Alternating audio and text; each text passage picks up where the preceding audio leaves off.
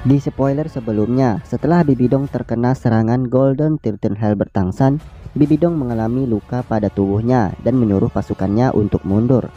Dengan seruan Bibidong tersebut, pasukan Tuan Roh Bibidong tingkat tinggi dengan cepat berbalik arah, sedangkan pasukan Tuan Roh tingkat rendah tertinggal di belakang.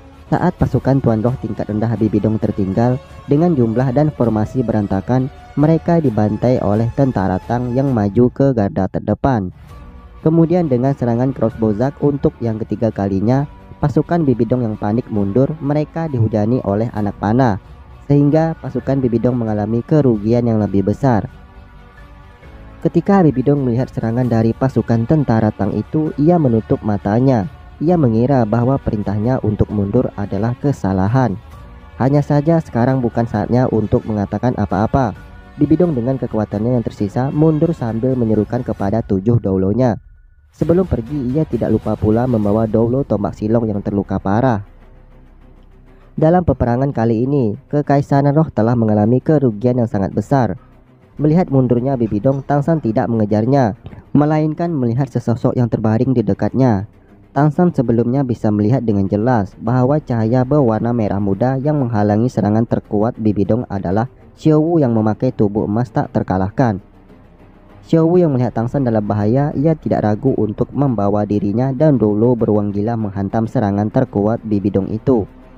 Beruang gila mengalami luka koyak di bagian tubuhnya, namun Xiao Wu untung saja menggunakan kemampuan tubuh emas tak terkalahkannya. Maka demikian ia hanya mengalami sedikit luka. Mendengar suara Xiao Wu keluar dari mulutnya, Tangsan sedikit tenang. Serangan Bibidong barusan mungkin adalah salah satu serangan yang kuat. Namun itu masihlah serangan seorang dengan tingkat doulo. Jika seseorang masih belum mencapai level dewa, maka tidak akan bisa melukai Xiao Wu dengan tubuh emas tak terkalahkannya. Akan tetapi jika Xiao Wu tidak menggunakan tubuh emas tak terkalahkannya, maka mungkin tubuhnya hancur berkeping-keping.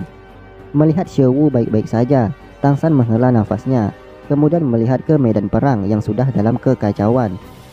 20 kelompok pasukan Bibidong telah mundur ke bukit belakang Jialing Pass. Doulo pedang, doulo tulang, serta segitiga naga emas menghantam pasukan Bibidong yang tersisa. Kemudian tentara Tang telah berbagi menjadi 2 bagian untuk memanifestasi perang ini.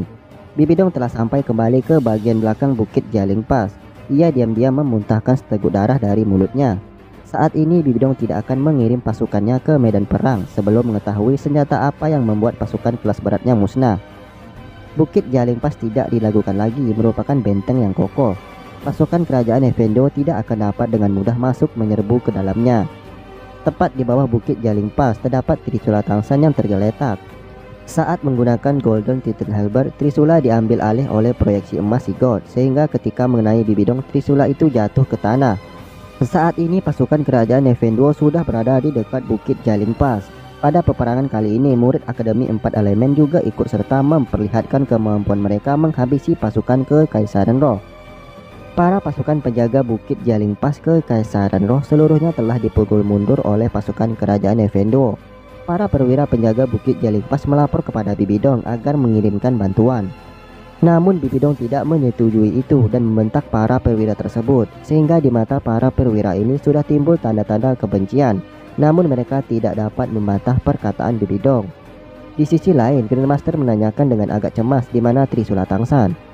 Akan tetapi Tangsan dengan santai mengatakan bahwa ia mempunyai caranya sendiri. Memang jika Tangsan tanpa Trisula maka kekuatannya akan sangat berkurang. Kemudian Tangsan pergi menghilang menggunakan kosmik pelindungnya dan bergegas menuju ke arah bukit Jialing Pass. Setelah peperangan dibungkam sejenak, para pasukan kerajaan Effendo mundur dari bukit Jialing Pass sebanyak 5 km. Saat ini Tangsan berada di bawah bukit Jialing Pass. Ia ingin menggunakan Cakresian dari kemampuan tulang roh Daming. Tepat ketika Tangsan hendak mencapai jarak di mana hampir menggenggam Trisula dengan Cakresian, Bibidong melihat ke arahnya dengan tatapan tajam. Tangsan terkejut padahal ia telah menggunakan kosmik pelindungnya untuk menyembunyikan diri. Lalu Tangsan tertegun dan berhenti sejenak. Bibidong sebenarnya sudah tahu bahwa Tangsan cepat atau lambat akan mengambil kembali Trisula ini.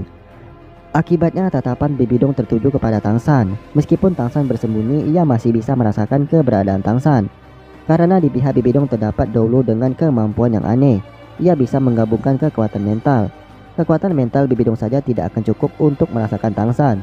Tetapi jika digabungkan dengan doulo yang satu ini, ia dapat merasakannya.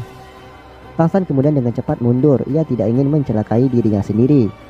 Selanjutnya Tangsan sekarang sudah berjarak 2 km di bawah bukit Jialing Pass.